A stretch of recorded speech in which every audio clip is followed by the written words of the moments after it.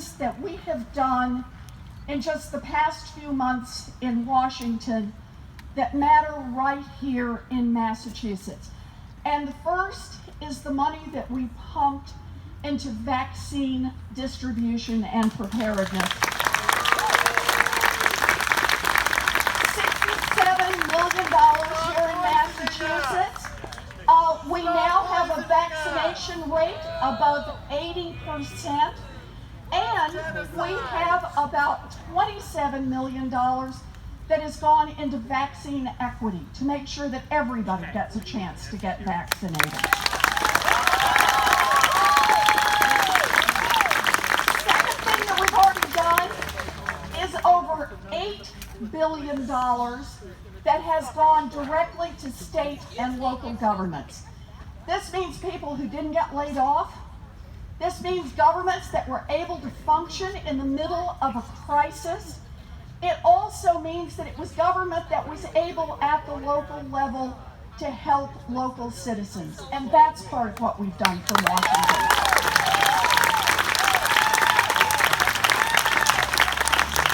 One more I want to mention is that we brought $1.8 billion right here to Massachusetts to get our schools open safely. And this is money not only, I think we're all bathing in hand sanitizer for a period there, but it's also money now going forward for mental health counseling for our children and our teachers who need it. It's money so people didn't get laid off in the local schools, and this is really important.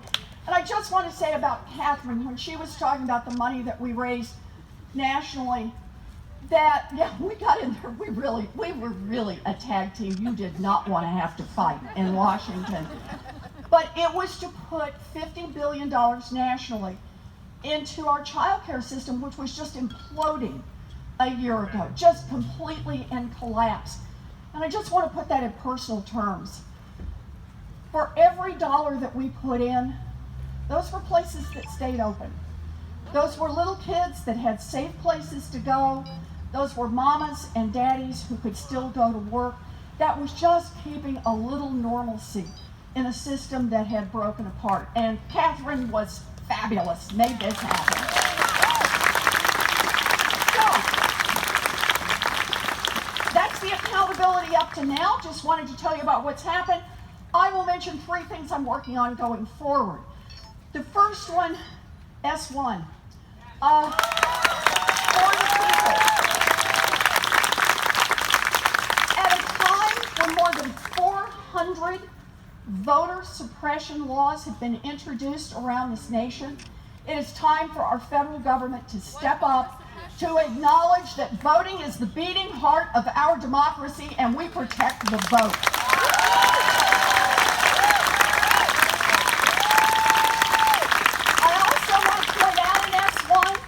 It's about voter protection. It's also about making sure your vote gets counted and not recounted. It's also about gerrymandering and putting laws in place to end gerrymandering in the United States. Plus, it has anti-corruption provisions. It is time to beat back the influence of dark money on our politics. That's what S1 is about. So, I'm deeply committed on this, deep in the fight, and we can talk more about it if anyone wants to. Second thing is that we have got to address the climate crisis in our infrastructure package.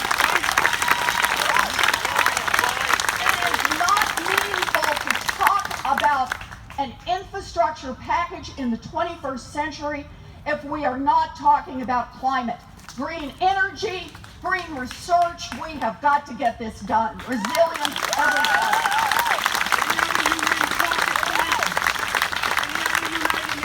And the last one I just want to mention is Catherine pointed out the work we had to do during the crisis to try to keep our child care centers open. But let's face it, we were in a child care crisis in America long before the pandemic hit.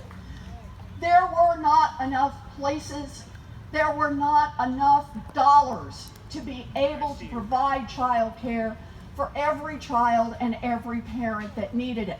And we have built our child care system basically on the backs of underpaid women, predominantly women of color.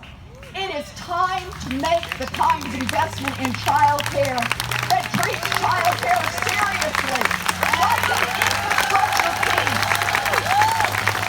You want mamas and daddies to be able to go to work, then let's invest in child care.